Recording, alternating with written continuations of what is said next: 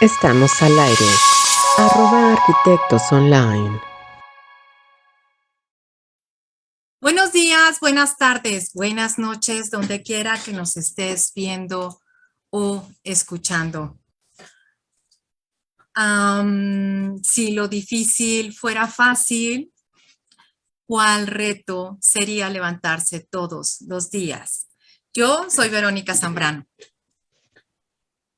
Yo, Loalmi García. Yo, Carlos Enrique Martínez. El día de hoy nos acompaña y estoy sumamente contenta de que el día de hoy nos acompañe un artista, un gestor cultural con más de 15 años de experiencia en la promoción del arte y la cultura mexicana.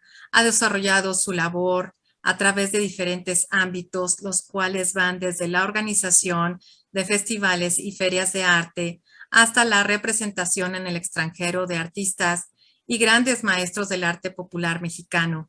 Entre sus proyectos más importantes está el Festival Cultural Rosarito Art Fest, la fundación del Latin American Art Festival de San Diego, California.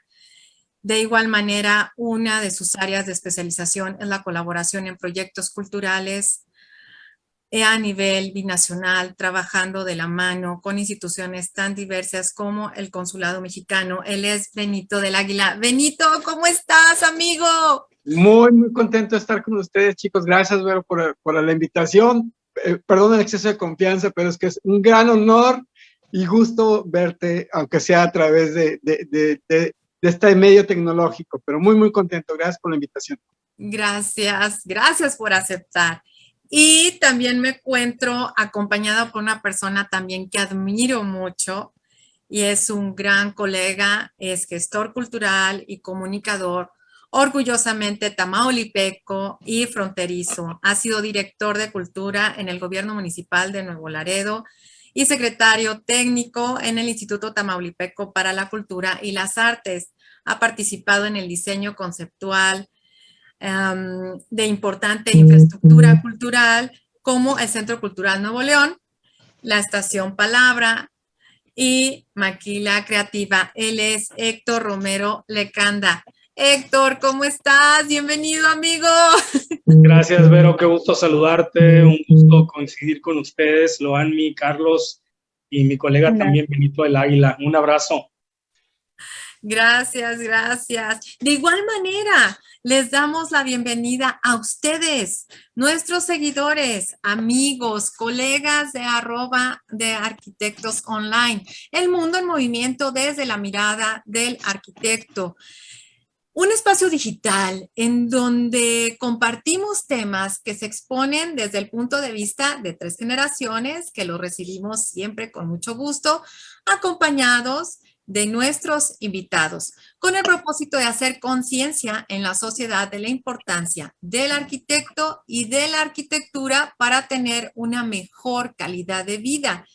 Hoy, en @arquitectos online, abordaremos el tema de espacios culturales, incentivando ciudades de calidad. Y desde la postura de nuestros invitados, abordaremos qué es el espacio, qué es cultura, un espacio cultural, y cómo un equipo de trabajo interdisciplinario logran que estos espacios impacten positivamente en la sociedad. Y es que en la actualidad la palabra cultura está en boca de todos. Y más cuando se trata de una feria o un evento masivo, pero cultura es mucho más. Quédese con nosotros y disfrute de esta reunión. No se la puede perder. Los derechos culturales son fundamentales frente a la nueva Agenda 2030 para el desarrollo sostenible. Toda persona tiene derecho a la cultura, el derecho a la ciencia, el derecho a la protección de los intereses de autoría. Y luego sale una pregunta que podría ser, ¿y cuáles son estos derechos culturales? Pues bueno, son fundamentalmente derechos humanos para asegurar el disfrute de la cultura y de sus componentes en condiciones de igualdad, dignidad humana y no discriminación. Son derechos relacionados con el arte y la cultura, entendidos en una amplia dimensión. Son derechos promovidos para garantizar que las personas y las comunidades tengan acceso a la cultura y puedan participar en ella y que sea de su elección. Son derechos relativos a cuestiones como la lengua, la producción cultural y artística, la participación en la cultura, el patrimonio cultural, los derechos de autor, las minorías y el acceso a la cultura, entre otros. Son derechos relacionados con la identidad individual y colectiva. Por eso estamos acompañada por estos grandes gestores culturales esta noche. Pero defragmentemos. ¿Y qué es cultura y por qué partir del término del espacio? Bueno, pues para resolver su pregunta, Arqui, ¿qué es espacio y por qué partir de este concepto precisamente? Bueno, pues porque el espacio es producto de las transformaciones que hacemos los humanos a lo largo del tiempo, con motivo de satisfacer una necesidad, ya sea de vivienda, de alimentación, de vestido. Y este concepto engloba dos elementos muy importantes, que es el natural y el social. El natural, como bien lo dice su nombre, engloba lo que es las áreas de vegetación, las áreas montañosas, las áreas acuíferas, y el social está conformado por la organización económica y social de los pueblos, que incluye sus valores, costumbres y culturas. Este espacio humanizado y transformado deriva un tercer elemento, el cual es el económico. Este elemento es el mayor causante de las transformaciones del espacio, ya sea de una manera acelerada o no acelerada, ¿verdad? Y se sobrepone el social sobre el elemento natural, ¿verdad? Y bueno, para complementar este concepto social, bueno, y sobre el tema del que vamos a hablar de qué es cultura. Bueno, pues la cultura es una palabra polisémica que tiene muchos significados y que ha atravesado varios cambios a través del tiempo. Sus orígenes son en la época medieval, proviene del latín, y la palabra original de la cual surgió la palabra cultura es de la palabra agricultura, porque esta palabra era ocupada específicamente para referirse al cultivo de los campos. Y en el siglo XVIII, en la época de la Ilustración, los filósofos popularizan esta palabra y ya la dejan nada más como cultura, que significa el cultivo del espíritu y la educación y el desarrollo intelectual. Tenían ellos como concepto, como la idea de que si un individuo frecuentaba más los lugares que cultivaban el espíritu, pues los empezaban a llamar como individuos cultos. De ahí surge también esa palabra. Y el significado más moderno que ya tenemos ahora surge en el siglo XIX, que va enfocado a las ciencias sociales, que es el concepto que tenemos actualmente, que es el conjunto de conocimientos, creencias, prácticas artísticas, sociales y conductas que distinguen a la sociedad, época determinada o grupo social.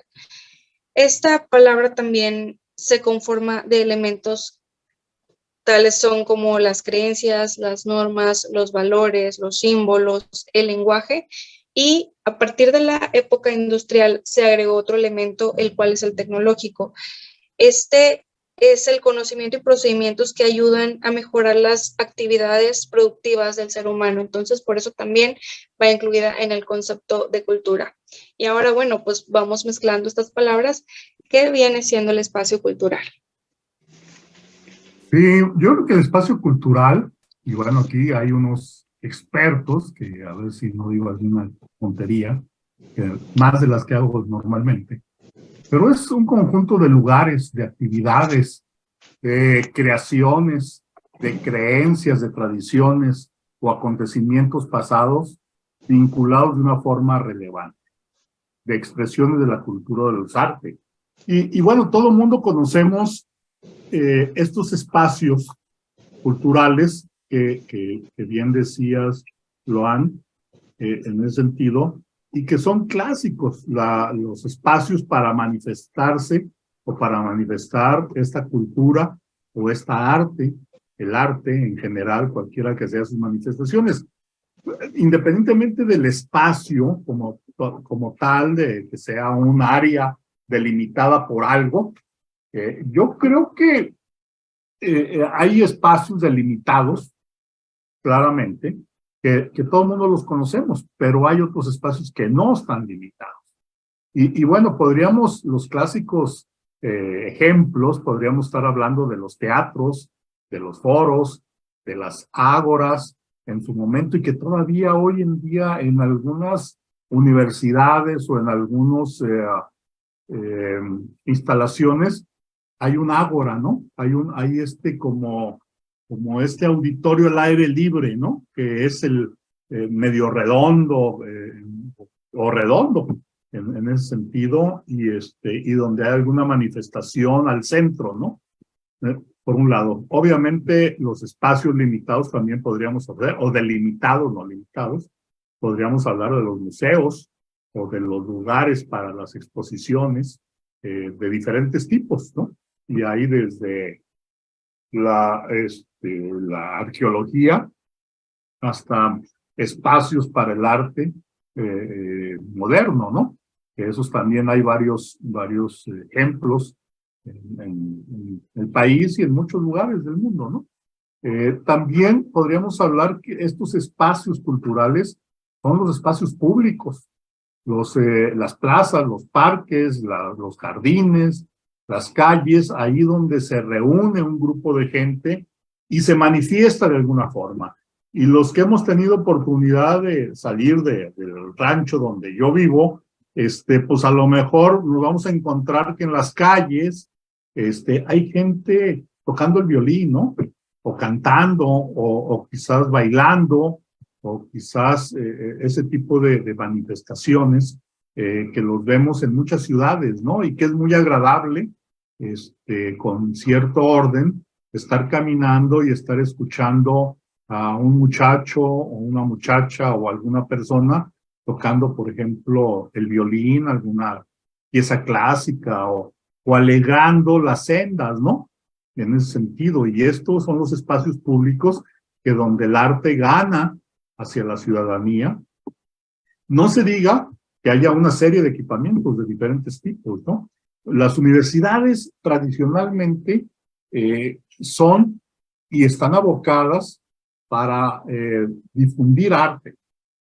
A veces se ha olvidado este aspecto, ¿no? No nada más de educar a las universidades, y hay universidades que tienen todo un programa de difusión de la cultura y el arte. Digo, yo tengo ejemplos en la localidad, por ejemplo, como la Universidad de Guadalajara, que ha destinado grandes recursos para unos espacios donde está difundiendo la cultura, ¿no? Una feria internacional del libro que es de las más importantes de Latinoamérica, donde son miles de metros cuadrados llenos de libros, en ese sentido, pero por otro lado un centro universitario, donde hay un teatro, donde hay una ágora, donde hay biblioteca, o sea, una serie de instalaciones que le han dedicado la Universidad de Guadalajara en este caso, precisamente para la difusión de la cultura. De hecho, hay una dependencia de parte de la universidad que se llama Cultura UDG, ¿no? Y ahí se manifiestan todo esto como parte de, y estas instalaciones, como parte de la formación integral del individuo. Podrá ser censurable todo lo que ustedes gusten y manden a veces, pero por los presupuestos, pero qué bueno que lo hacen ciertas instituciones. Tristemente, en los gobiernos, pues, cuando queremos ver de arte y de cultura, pues no aparece el renglón, aparecen obras y aparecen muchas cosas, pero no aparece los recursos para cultivar, educar y hacer creciente la educación de la sociedad, teniendo espacios muchas veces inadecuados, o hay esfuerzos como municipios que hacen su esfuerzo y compran instalaciones, crean museos, aún con lo limitado de sus recursos. Hay municipios que tienen muchos museos, hay otros que están en esas vías, y hay otros que han comprado edificios,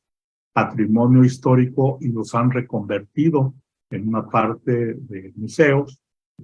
Por ejemplo, me viene a la mente el Museo Pantaleón Panduro, que es un museo en Tlaquepaque, que es unas instalaciones de 1 hectárea, y donde ahí se muestra y se premia a los artesanos cada año, y hay un premio nacional de cerámica que se da, y que este museo, que lo da el presidente de la República, o lo daba el presidente de la República, y en este museo se muestran algunas piezas sumamente interesantes de lo que producen los artesanos del país. Entonces, yo creo que cuando se habla de espacios para la cultura, yo creo que es tan variado y tan grande como la imaginación nos pueda dar en ese sentido, ¿no?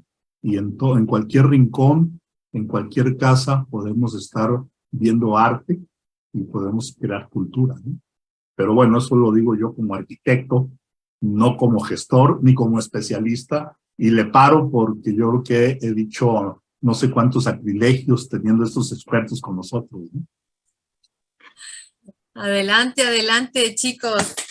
Yo quisiera retomar un poquito parte de la conversación que el arquitecto Carlos mencionaba, especialmente cuando hablaba de las calles, ¿sí? Originalmente, pues las calles, ¿qué son? Es el espacio que hay entre las casas, ¿sí? Y en las últimas 6, 8, 9, 10 décadas, pues realmente las ciudades se han planteado en función de los autos y no de la gente. Sí, lo cual pues nos ha desplazado de ese espacio, de ese primer espacio público cultural, ¿no? Obviamente siempre en las jóvenes ciudades lo primero que hay calles antes de museos y antes de teatros y antes de otros recintos culturales, ¿no?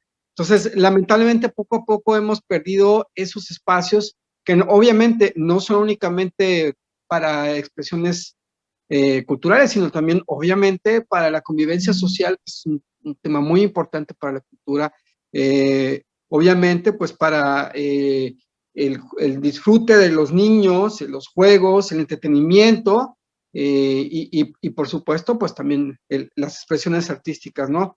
Entonces, yo comenzaría mi participación mencionando este origen, ¿no? Que lamentablemente hemos perdido ese planteamiento ahora en estos tiempos modernos, si hablamos de cerrar las calles cuando realmente debería ser hablar de abrir las calles a la gente, ¿no?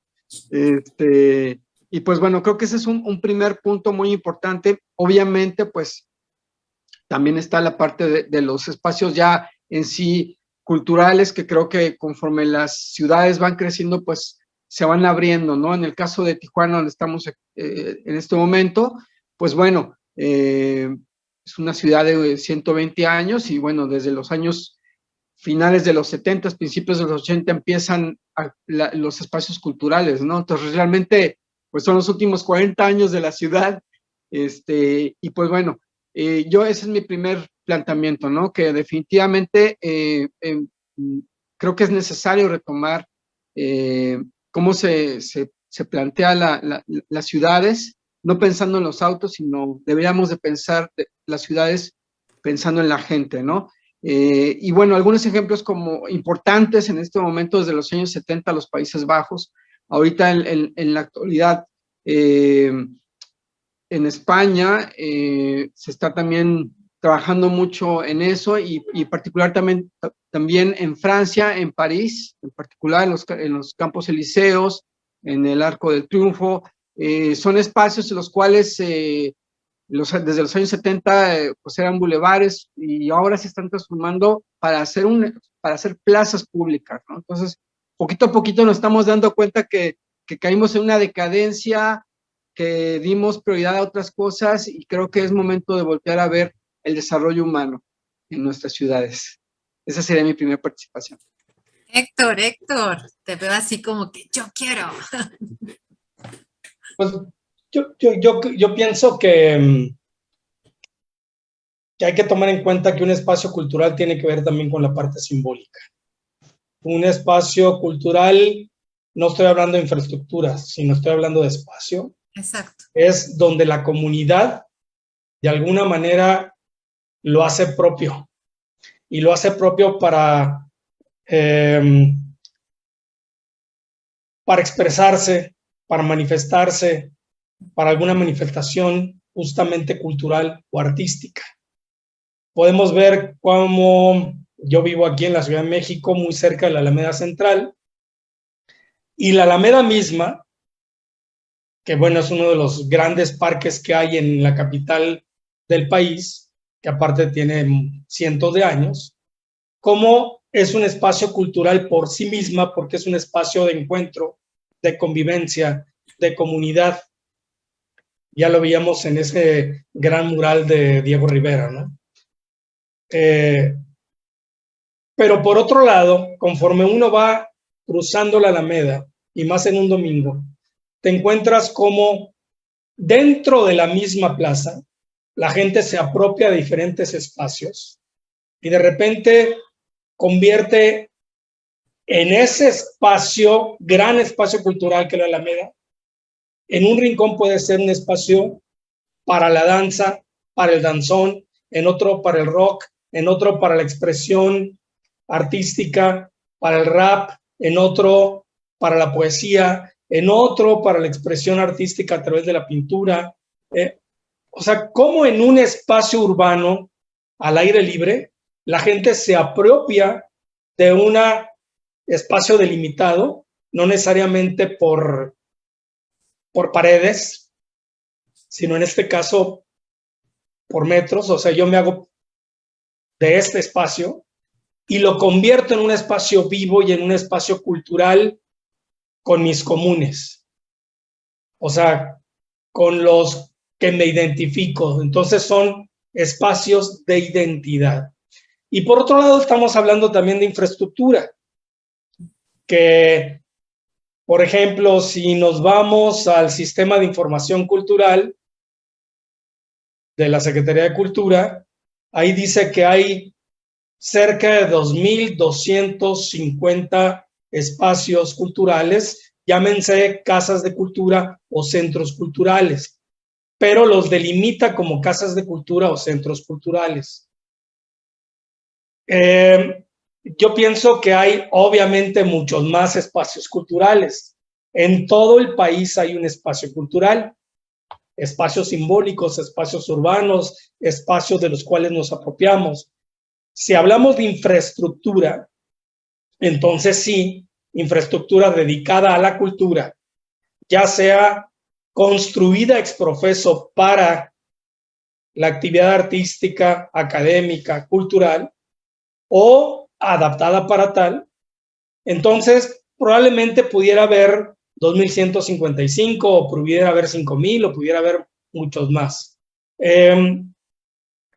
Y bueno, es hablar de infraestructura cultural en este país, es hablar de todo tipo de infraestructura.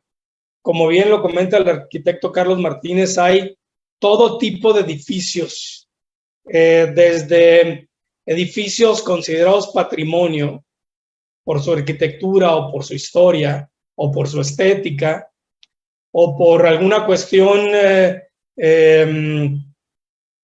simplemente también por algún efeméride, por un acontecimiento que se sucedió ahí o porque la casa de Juárez, ¿no?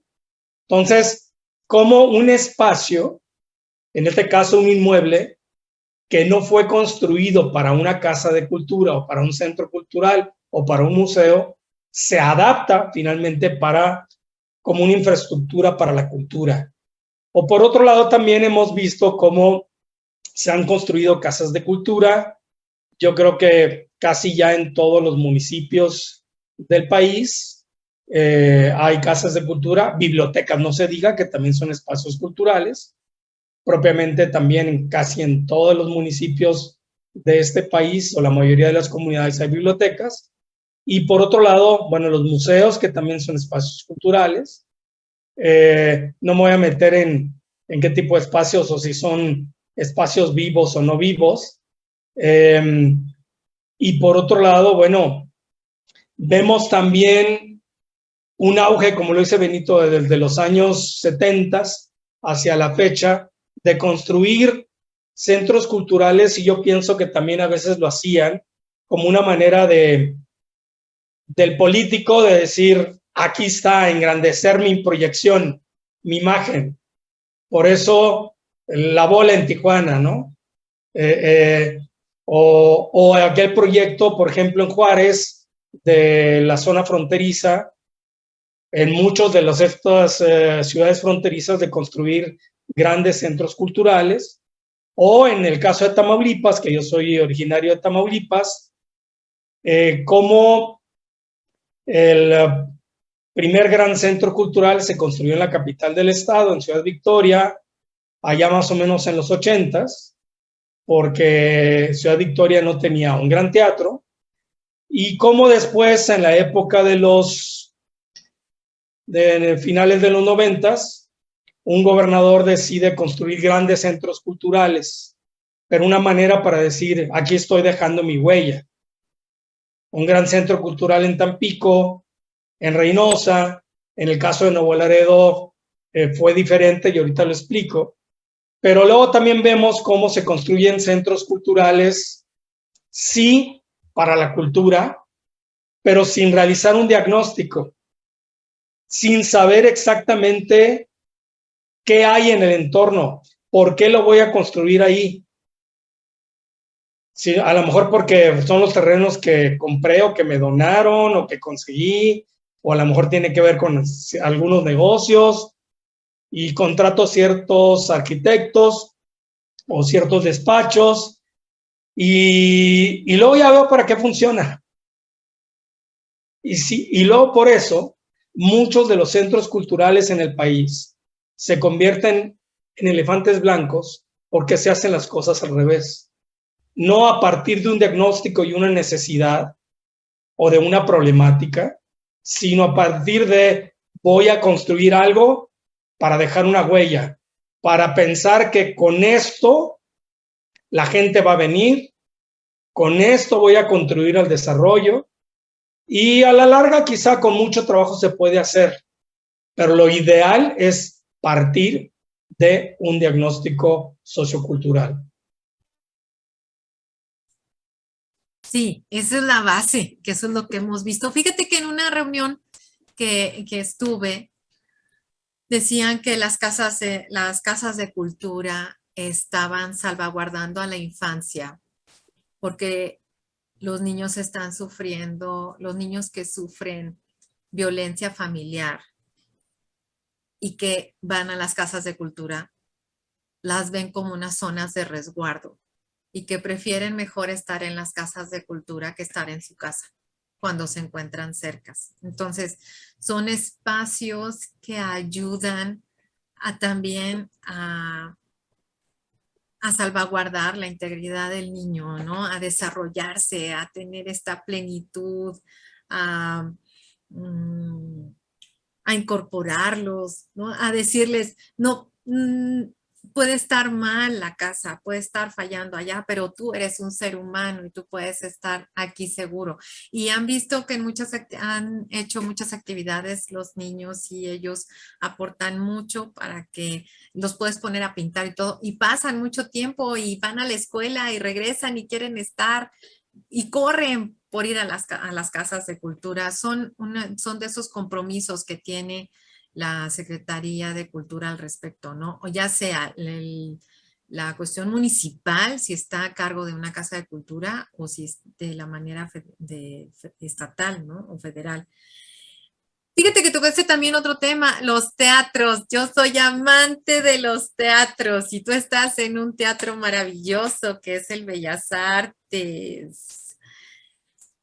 Y ese es algo que ya no se han hecho nuevos teatros, fíjate, los que se han hecho son de iniciativa privada hasta donde yo tengo conocimiento.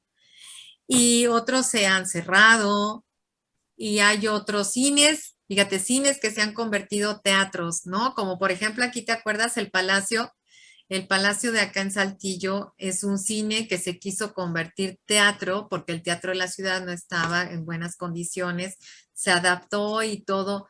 Fíjate que a mí me tocó hacer un estudio a nivel estatal hace mucho tiempo para ver si estaban adaptados en los 90 los teatros para ser transmitidos estas obras por televisión.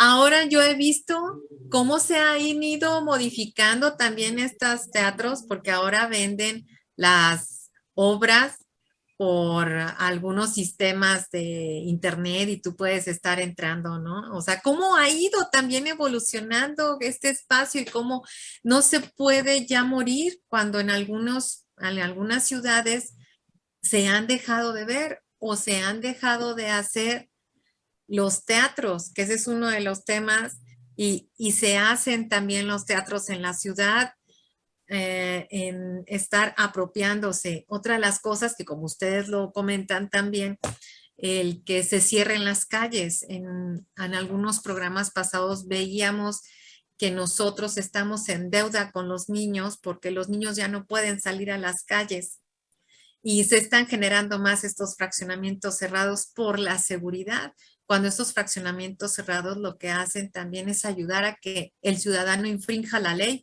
Es imposible notificar a alguien que ha hecho algo malo entrar a un fraccionamiento cerrado. Es imposible. Y tienen que estar casando el actuario a la persona para poder entrar. O sea, hasta el mismo municipio está ayudando a que el ciudadano infrinja la ley.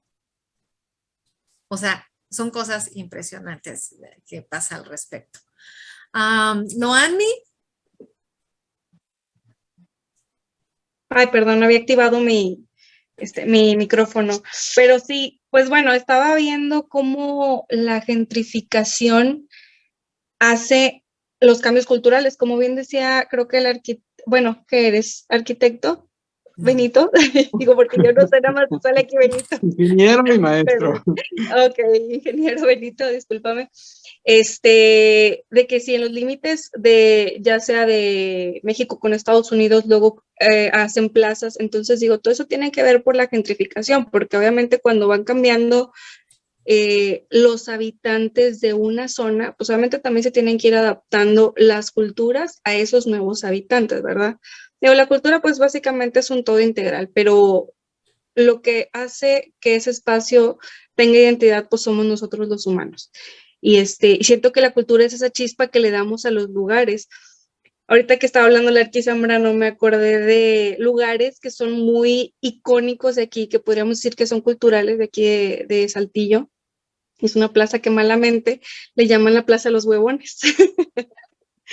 Pero digo, como es un lugar que es muy icónico, es un lugar cultural, pero el enfoque, ¿qué más quisiéramos que todo lo cultural fuera enfocado a lo positivo, ¿verdad? Pero no es así, digo, también tiene ese lado negativo que en este caso, pues digo, ya son puros señores que están retirados, que ya no tienen absolutamente nada que hacer, entonces ya se le dio un sentido cultural a la plaza y todos los señores viejitos están ahí. Igual hay otro lugar en la Alameda que es la Fuente de los Sapos. Digo, ¿cómo es que nosotros le damos ese sentido de identidad a los lugares? Porque somos nosotros, un lugar en sí solo no sería, no podemos llamarlo un espacio tal vez cultural, porque nosotros somos los que le damos esa identidad. Esa fuente que les digo, como que muchos noviecitos en la secundaria decían, ahí te va la Plaza de los Sapos y la Plaza de los Sapos. Entonces, digo, es súper icónico, pero nosotros somos los que le damos ese valor, vaya, a los lugares. Y igual tal como el Ateneo, que es una escuela, es una preparatoria, que digo, ya ni siquiera se le está dando ese apogeo que yo creo que debería tener. O sea, es un lugar hermoso, al igual que el tecnológico que está enfrente, no sé si tengan el gusto de conocerlo, pero ni siquiera y malamente se le da el mantenimiento que debería ser. Han habido muchos cambios generacionales ahorita, entonces yo sí estoy muy en desacuerdo con la arquitectura desechable, porque digo, esas construcciones como el Ateneo y el tecnológico son construcciones que llevan muchos años, entonces hacen una pauta en el tiempo, en la cultura, son las que van influyendo y nos recuerdan cuáles fueron nuestros inicios. Entonces, si nosotros estamos ahorita diseñando o construyendo una arquitectura desechable, ¿qué reflejo vamos a tener cultural en el paso del tiempo? Entonces, pues bueno, digo, esta es mi aportación. El Arqui Carlos como que ya trae una plumita de que ha estado escribe y escribe. Sí, fíjate que ahorita escuchaba aquí a Héctor y a Benito y tomé algunas notas y fíjate cómo ha cambiado el lenguaje, que los políticos nos han hecho cambiar el lenguaje cotidiano. Cuando hablan de estos casas de la cultura, a mí me ha tocado proyectar algunas casas de la cultura, restaurado algunos museos. Ya después de 50 años y 40 años de ejercer la profesión, pues hasta barrer las calles he hecho, ¿no? Entonces, estos casas de la cultura realmente son centros comunitarios de una serie de actividades para diferentes programas que tienen los municipios, sobre todo, ¿sí? Originalmente las casas de la cultura nacieron para que hubiera actividades culturales, y yo recuerdo hace muchísimos, pero muchísimos años, donde yo acudía y estaba chico y había clases de danza, y había clases de pintura, y una serie de actividades culturales, efectivamente. Pero con el tiempo, los municipios fueron cambiando esta mecánica y convirtieron en centros comunitarios donde empezaron a dar primeros auxilios y donde empezaron a haber clases de otro tipo, ¿no? Inclusive las reuniones de la comunidad ahí se realizaban o se realizan, ¿no? Inclusive a veces las consultas públicas de los planes de desarrollo urbano, ¿no? Si hablamos de los 2.300 municipios del país, quizás no se pueden salvar como los de la Ciudad de México, al área metropolitana de Guadalajara y de Monterrey, pero todos los demás, creo, y una que otra ciudad por ahí, creo que todos los municipios han reconvertido estos espacios, número uno, y les ha cambiado el lenguaje. Sigue siendo como Casa de la Cultura, pero la realidad es que son centros comunitarios, por un lado. Y por otro lado, estos centros culturales, como bien decía Héctor de allá del sur de Tamaulipas, que lo que si es el mismo que yo conozco, es un centro de convenciones en la Laguna del Carpintero, pues es un monstruo de edificio, que más bien es un centro de convenciones más que un centro cultural. Sí hay manifestaciones, pero básicamente va más de convenciones para temas comerciales, de exposiciones y de otro tipo de cosas, ¿no? Entre otras. Y bueno, estos edificios, estos equipamientos, porque también nos han cambiado el lenguaje, que ahora todo es infraestructura, yo les digo, a ver, infra es abajo de la tierra, estructura es una estructura abajo de la tierra. Son equipamientos de la ciudad, culturales o de arte o lo que le quiera llamar, por un lado, pero también ahorita cuando hablabas, Benito, de las calles, ahí hay un tema, fíjense que lo platicábamos en uno de estos programas, donde la ciudad normalmente hasta hace ¿qué serán? Unos 30 años, el mismo diseño de la ciudad, de los fraccionamientos, en primer lugar no había los fraccionamientos estos cerrados, estos cotos, pero por otro lado, como parte de su estrategia de embellecer la ciudad, de integrarla, se hacían construcciones, esculturas, que a la postre se convirtieron en íconos o elementos de identificación de la ciudad o de la zona o de la comunidad. Y nos encontramos, y hablando de la Ciudad de México, de las torres de satélite, ¿no? Hechas por Luis Barragán y Matías Geritz, ¿no? que ahora se han convertido no nada más en un elemento de identificación de una zona de la Ciudad de México y del Estado de México en esos límites, sino que es una arquitectura relevante en ese sentido y que es un exponente por dos grandes arquitectos de la época, ¿no?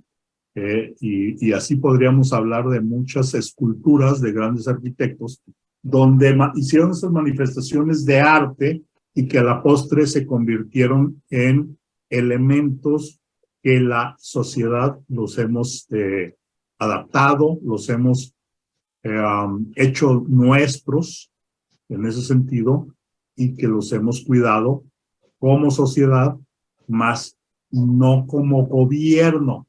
Y eso yo sí hago una censura a los gobiernos. Se les olvida que esto es patrimonio de todos nosotros, ¿no?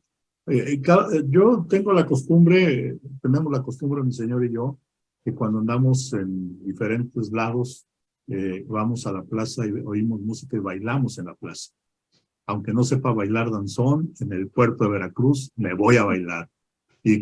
Aunque no sepa, y además en la Ciudad de México hay espaldas de Bucareli, ahí los domingos hay clases de danzón, y por ahí que he andado caminando, me meto a ver si aprendo danzón. No he aprendido, y ya me doy por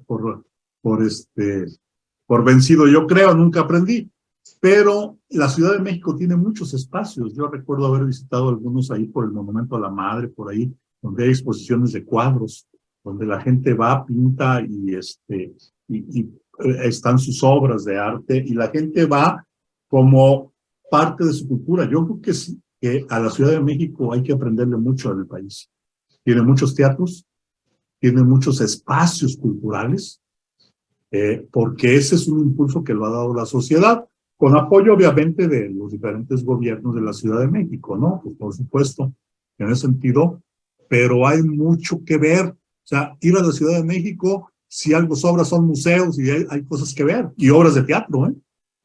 Entonces, la realidad es que estos espacios de diferentes tipos, ya sea cerrados o sean abiertos, en el resto del país, yo creo que somos carentes. Algunas ciudades se han caracterizado, como por ejemplo Guanajuato, con el Festival Cervantino y cosas así, que son manifestaciones culturales, pero desgraciadamente es muy escaso cuando deberíamos estar hablando de todo un país donde tenemos más de 2.300 municipios y donde podríamos tener, y que somos ricos en cultura y somos ricos en manifestaciones culturales, ¿no? En artesanías.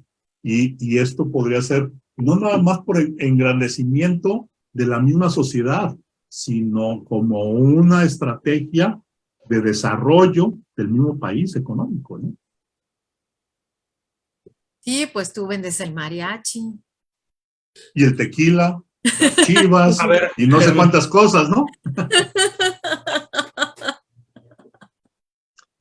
Pues sí, pues sí, el sí. mariachi va para todas partes, ¿no, Héctor? Si me permiten, yo difiero un poco. Yo sí me consta que siguen existiendo muchas casas de cultura. A ver, la diferencia, Héctor. Bueno, hubo todo un programa de construcción de casas de cultura como centros de formación artística. Ya. Por ende, toda casa de cultura es un centro comunitario, porque obviamente hay convivencia y se forma una comunidad. Cuando tú decías, por ejemplo, que muchos de los niños se sienten seguros en una casa de la cultura, se sienten seguros no tanto por el edificio, por el inmueble, por el espacio físico. Se sienten seguros porque forman parte de una comunidad. Y cuando alguien se integra a una comunidad donde hay comunes y también diversos, por supuesto, entonces ahí es donde uno siente seguridad, donde uno siente que se toma en cuenta. Y a veces, pero puede construirse esa comunidad hasta en la plaza con un grupo de amigos que se reúnen o de niños que se reúnen para alguna manifestación cultural en el sentido más amplio de la palabra, no solamente artística. Ajá, sí, Un sí. grupo de jóvenes que se reúnen para jugar a la patineta o al skate o a hacer el rap o a jugar fútbol, ya están construyendo una comunidad. Y ese espacio en sí ya se convierte en un espacio comunitario. Por otro lado, además de casas de cultura, que la finalidad principal de una casa de la cultura, aunque también es cierto, hay casas de cultura como bibliotecas. A veces la biblioteca es el espacio cultural de la ciudad o de la comunidad o del pueblo o del ejido, donde hay una biblioteca. Y en ese centro también se convierte, al final de cuentas, en un espacio cultural y en un espacio de convivencia y en un espacio comunitario. Y la gente dice, nos vemos en la biblioteca para tener también las reuniones cívicas, para hacer las reuniones de políticas. Ahorita justo en la Bienal de Arquitectura en Venecia, que se acaba de inaugurar, el pabellón de México en la Bienal representa una cancha de una comunidad campesina como la hay en cientos o miles de poblados o de poblaciones o de ciudades en nuestro país. Muchas veces en algunos pueblos la cancha, que en este caso es de básquetbol, pero puede ser la cancha de fútbol, es el centro comunitario y el centro cultural de la comunidad. Es el lugar de reunión, es el lugar cívico, es el lugar donde se reúnen los políticos, es el lugar donde a lo mejor ponen la casilla para votar, es el lugar donde dan las noticias, es el centro cultural de una comunidad. Entonces, pero también regresando a las casas de cultura, finalmente, desde los años 50, 60, quizá un poco antes, hubo todo este movimiento de construir, ahí estamos viendo la cancha, de construir estas casas de cultura en la mayor parte del país como centros de formación artística a nivel de iniciación. En algunas con una dinámica ya de educación un poco más formal o integral y en otras de educación artística con lo básico, una guitarra o el canto cardenche, por ejemplo, a lo mejor en Durango, una parte también de Coahuila, que finalmente también pintura, en algunos son centros también comunitarios o culturales o artísticos para promover la artesanía. Entonces, obviamente varían, pero sí hay infraestructura cultural en nuestro país. Y hablando de los teatros, también, tenemos en nuestro país teatros centenarios. O sea, desde que llegaron finalmente, bueno, desde la época prehispánica se hacía teatro. No con infraestructura, por supuesto, pero había una manifestación teatral y escénica. Cuando llegan los españoles, hicieron teatro para evangelizar. Sí. Las pastorelas. Las pastorelas. Y Sí. también sin infraestructura. Después fueron adaptando espacios para la creación ya de un teatro mucho más, tomando las bases, por supuesto, también del teatro griego, del teatro romano, del teatro europeo, finalmente. Y se fueron construyendo teatros, tenemos teatros centenarios, de más de 100 años en nuestro país, teatros hermosos. Desafortunadamente hay teatros que también, como decía Loami, tiene que ver, la cultura es dinámica y las comunidades son dinámicas. Y ustedes como arquitectos saben que hay comunidades que se van desplazando de un sector a otro o de una misma ciudad se van a otra ciudad. Y entonces hay espacios culturales que van desapareciendo por eso, porque ya no hay una comunidad que los albergue, porque a lo mejor ya no hay suficiente público.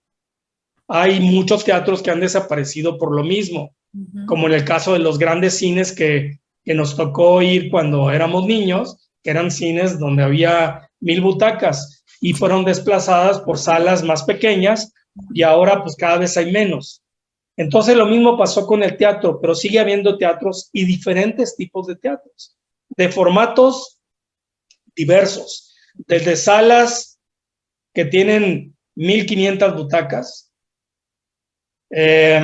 hasta teatros de bolsillo que se hacen en un espacio dentro de una casa que lo convierten como un escenario para hacer teatro. Entonces, hay un montón de teatros en nuestro país. Obviamente hay más, dependiendo lo que decía el arquitecto Martínez. Bueno, la Ciudad de México, claro, es la ciudad con más millones de habitantes, con más infraestructura cultural, pero yo pues no le quito nada a Saltillo. Saltillo tiene una gran cantidad de espacios culturales, tanto públicos, tanto por el Estado como por el municipio, como espacios privados, sí, de organizaciones civiles, como espacios independientes que la misma comunidad va creando por necesidad para tener un espacio para expresarse, para presentarse, o como negocio también. O sea, Saltillo tiene una gran infraestructura, sin hablar también de la gran cantidad de museos. Es de las ciudades que más museos tiene, de sí, todo tipo. Entonces, alguien me decía, bueno, alguna vez Consuelo Sáizar, la que fue presidenta del Conaculta, decía que después de México, Monterrey, no, Nuevo León era el estado que tenía más infraestructura cultural.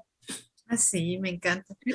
Pero de alguna manera yo debatía porque decía, a ver, no es Nuevo León, es Monterrey. Sí. ¿Sí? O sea, porque está también centralizado en Monterrey. Si nos vamos como estado distribuido regionalmente, probablemente, no lo sé, probablemente Tamaulipas. Sí. Porque tiene centros culturales y teatros en Reynosa, en Tampico, en Nuevo Laredo, en Ciudad Victoria, en Matamoros. O sea, en todas las regiones del estado. Zacatecas es propiamente nada más Zacatecas, Jerez, Aguascalientes. A ver, acabo de estar en Aguascalientes. A ver, es una ciudad que tiene una infraestructura cultural maravillosa en la capital, con una gran cantidad de museos, de teatros, con una Universidad de las Artes envidiable, porque lo que fueron los almacenes, los talleres de ferrocarril, ah, sí, ahí están, los convirtieron adaptaron para una Universidad de las Artes. Y es envidiable, pero estamos hablando nada más de Aguascalientes. Y Aguascalientes es un estado donde tiene, creo que en todo el estado son 6 millones de habitantes. O sea, y todo está en la capital. Guadalajara, o más bien dicho, Jalisco, creo que fuera de Guadalajara, no sé, bueno, Zapopan, que está pegado. Yo creo que propiamente Guanajuato es también el estado que tiene más distribuida su infraestructura, hablando de León, de Irapuato, que hay un centro de las artes, Guanajuato Celaya, sin duda. Celaya. Y otro caso es Baja California, o sea, Benito no me deja mentir. Baja California, por supuesto, está la mayoría en Tijuana, pero con este diseño regional de los centros de las artes, donde hay en Mexicali, en Ensenada, ¿en dónde más? Tijuana y Tecate. Tijuana y Tecate. Los 5 municipios. Finalmente abarcan también todo el estado. Entonces, hay que pensar, creo yo, que si pensamos en infraestructura cultural, hay que pensar en eso, en que no se quede solamente centralizado. Porque nosotros en los estados nos quejamos mucho del centralismo federal en la Ciudad de México. Sí. Pero en los estados hacemos lo mismo, ¿eh? Centralizamos todo en las capitales. Entonces, si queremos mayor y mejor desarrollo, tenemos que pensar justo en infraestructura cultural también en otras ciudades que no son las capitales, siempre y cuando hagamos primero un diagnóstico que nos permita saber cuáles son sus necesidades, sus problemáticas, sus vocaciones, y no vamos a construir y luego a ver qué hacemos con ellos, ¿no? Porque entonces se convierten en elefantes blancos. Y por eso yo hablaba de los 2.300 municipios, ¿no? Porque así como bien lo dice Héctor de Nuevo León, pues yo te puedo hablar de Jalisco, ¿no?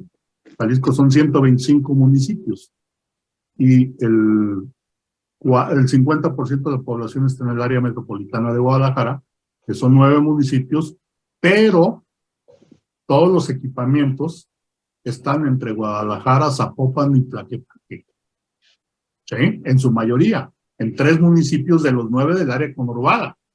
Y obviamente hay algunos espacios en ciudades medias importantes, como puede ser Puerto Vallarta, Ciudad Guzmán, Zapotlán el Grande, Lagos de Moreno, etcétera, ¿no? O sea, estamos hablando que los contamos con las 2 manos, ¿no?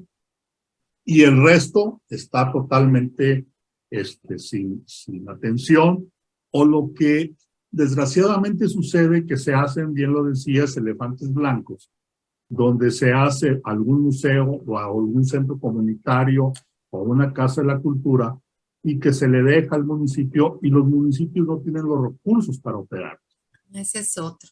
Y que además deben ir acompañados. Y cuando ve uno los presupuestos de los estados o de la federación o en ese sentido, pues se da uno cuenta que por más que quiera va condenado al fracaso. Yo recuerdo, nosotros nos tocó hacer el museo del paisaje agavero en un municipio aquí cercano a Guadalajara, en Magdalena, y donde pues obviamente existe una museografía y todo lo demás.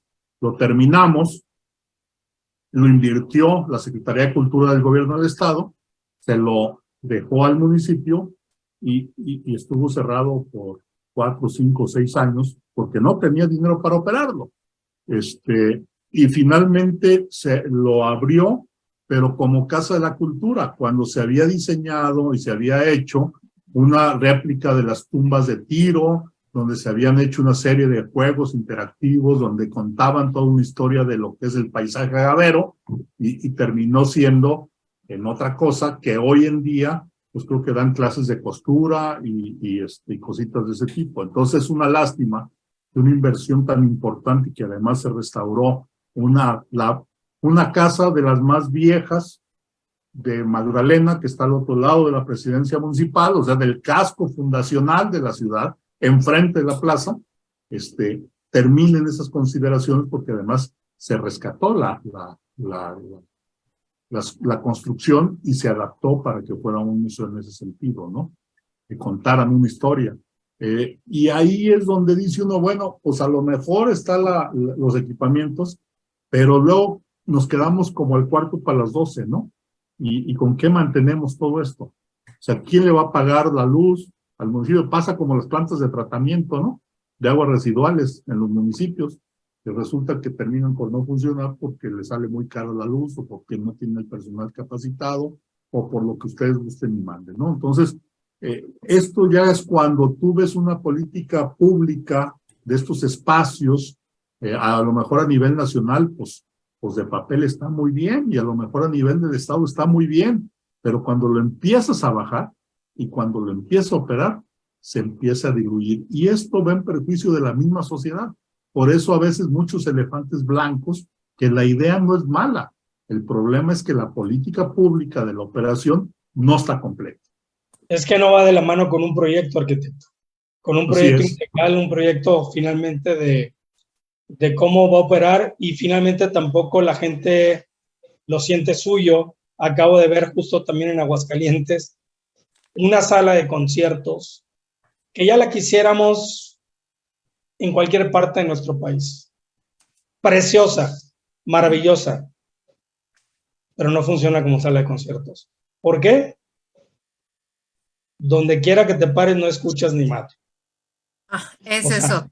O sea, pésima acústica, pésimo sonido, la hicieron para la Sinfónica de Aguascalientes. Wow. Y la Sinfónica no la puede utilizar. Entonces, ese es un fraude, es un despilfarro de dinero. Sí, sí, sí, la verdad. Y dices, no es posible. O sea, finalmente estamos hablando de otra cosa, pero es lo mismo, otra cosa y no, porque hacen algo sin tener un verdadero proyecto y sin una supervisión. Sí. Afortunadamente no sé qué arquitecto la hizo, sino para no quemarlos. No, ya sé, pero pues ya sabemos que en muchos de esos no hay proyectos, o sea, lo hacen porque se traen la copia de no sé qué y piensan que va a funcionar y no es así, luego de repente ya no funciona. Quiero aprovechar para agradecerle a Fernando Alcocer, que está, nuestros seguidores, por supuesto, que los tenemos en línea, a Griselda Mercado, también a Sandra Mo, por ahí que nos están mandando mensajitos, les agradecemos mucho que nos estén siguiendo y no digo, aquí podríamos estar porque es un tema muy amplio, ¿no? Pero sí hay que ir cerrando.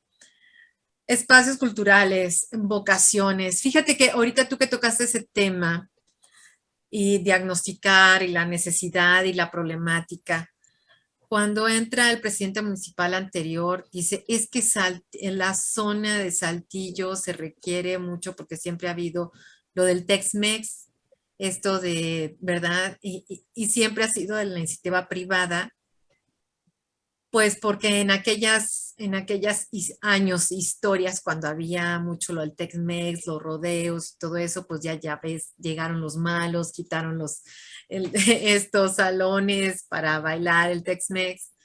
Entonces están tratando de hacer un festival de Tex-Mex cada año, ¿no? Es un poco recuperar esas vocaciones para implementarlas y saber precisamente lo que está pasando en la comunidad para que no, pues claro que están contentísimos, ¿no? Porque vuelves otra vez a ponerte las botas, los wanglers, tu sombrero y comiénzale a bailar, ¿no? Cosa que ya se había perdido y que ya estaba aquí. Entonces, sí es importante verdaderamente estar viendo qué es lo que quiere la gente para que se apropie, ¿no? De estos espacios y que haya más interacción al respecto. Recuperar lo que se ha generado por la propia sociedad y que no se pierdan las tradiciones también. Oye, déjame te cuento qué me pasó ahora en Navidad. En Navidad, por lo que comentaba Benito, esta de las pastorelas, pues me faltaron las velitas para la posada. Y yo me fui, voy a decir la marca, me fui a un supermercado, ¿no? No voy a decir la marca, pero me fui a un supermercado y yo dije, híjole, a ver si venden las velitas aquí, porque pues ya la tiendita ya está cerrada, ¿no? Donde siempre las venden. O atrás de mí estaba yo en la caja pagando, no encontré las velitas. Y estaba atrás de mí un muchacho, carne asada, cerveza. Y le pregunto yo a la cajera y le digo, oye, ¿no tendrás velitas porque voy a pedir posada? Y el muchacho se me queda así como que, oiga, como que ¿para qué quiere las velitas? ¿Para la posada? Digo, pues para cantar os pido posada, ¿no? Y dice, ¿eso cómo se canta? Digo, pues en la posada, ¿qué nos pides posada? No le pegas a la piñata.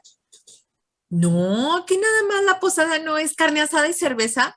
Digo, claro que por supuesto que no. O sea, es todo un ritual, ¿no? Si podría decirse.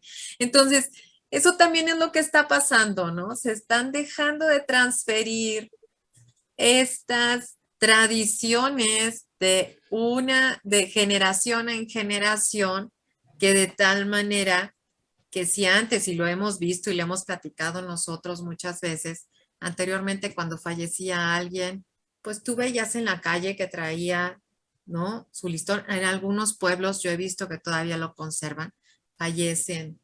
Esto de pasar de generación en generación también hace que todos estos inmuebles o todos estos espacios se les reconozca y se les siga teniendo vida y se les respete. Entonces, pues veamos cómo se podrían estar llevando. Y bueno, pues nosotros podemos estar trabajando en ello como gestores culturales.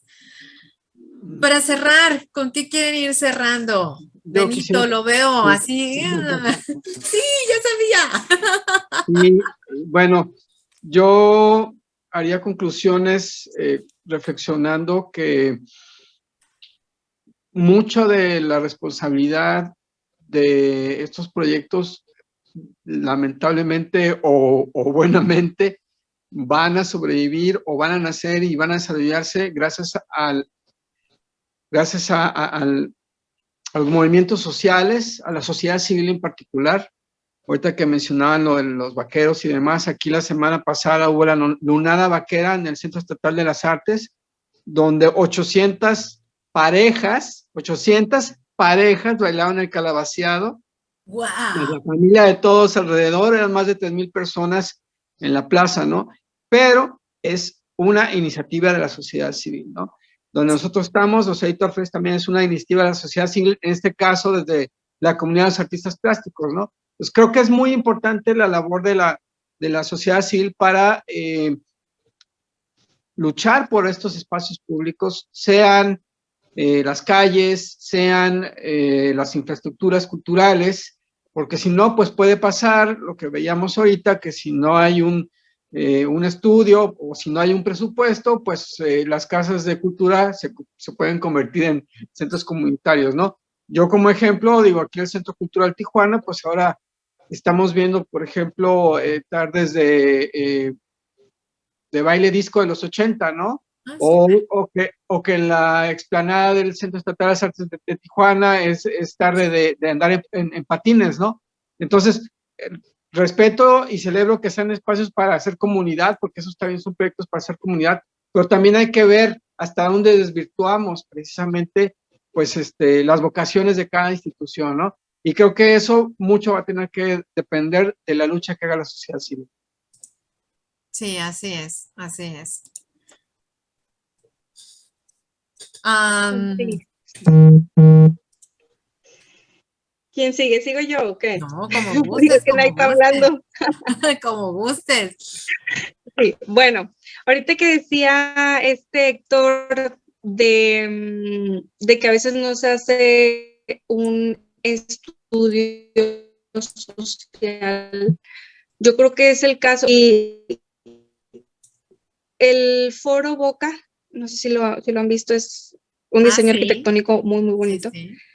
pero está increíble, pero digo, siento que es como una moneda al aire a veces, porque o puede ser que nadie vaya, bueno, no es que nadie, ¿verdad? Pero muy poca gente vaya, porque Veracruz es como que mucho de fiesta, mucho el carnaval, el calor, y está ahí bailando la salsa, o siento que pudiera ser beneficioso, ¿verdad? Para impulsar la cultura o que vayan a las obras de teatro, pero siento que está muy enfocado o solo se propaga o solo las personas de un nivel socioeconómico alto son las que le dan ese valor o ese interés.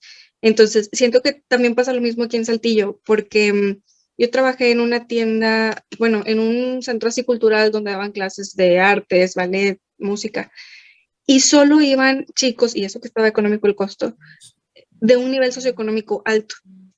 Y aquí hay lugares en los que, por ejemplo, el Biblioparque, existe ahí 2 centros del Biblioparque y algunos otros centros culturales, y siento que, aunque se les propague, las personas de un nivel socioeconómico un poquito más bajo no hacen como que, o no tienen ni siquiera el interés por ir. Entonces yo siento que no sé qué haga falta, no sé si es la propagación o también la cultura de aquí de la ciudad, que a veces como que son reacios a ir a esos lugares. Y bueno, pues terminar con que tenemos un país muy, muy rico en diversidad cultural. Entonces digo, creo que es bien importante valorar eso que tenemos y cuidarlo sobre todo, y darle propagación. Y ese es mi punto, con eso termino. Alguien más, ahora sí ya pueden hablar. Carlos. No, bueno, yo creo que ese es el gran reto que tenemos como sociedad. El poner ahora sí, como dice el eslogan, ¿no? Poner la cultura al alcance de todos. Eso es de una forma o de otra, y eso tiene que ver la sociedad en su conjunto y el Estado en su conjunto, ¿no? Hablando del Estado en los diferentes niveles y órdenes de gobierno, con nuestras políticas públicas, ¿no? No se nos olvide que un pueblo, una población, entre mayor cultura tenga, desarrolla mejor como sociedad, ¿no? Nosotros podemos ir a Europa y te vas a dar cuenta de que la gente, un chofer, un carro de sitio, te habla varios idiomas y tiene un amor por su patria y te habla de la cultura, ¿no? Y además es orgulloso de su cultura. Entonces, yo creo que ahí es un esfuerzo que debemos hacer todo el mundo, en ese sentido de poner la cultura al alcance de todos. El arte como parte fundamental de esta cultura, y no deja de ser conocimiento, y para que al final, como personas, vamos a tener mejor nivel sociocultural, y eso nos puede ayudar a hacer una sociedad mejor, ¿no? Y creo que es el compromiso de todos. Y es cuanto. Muchas gracias.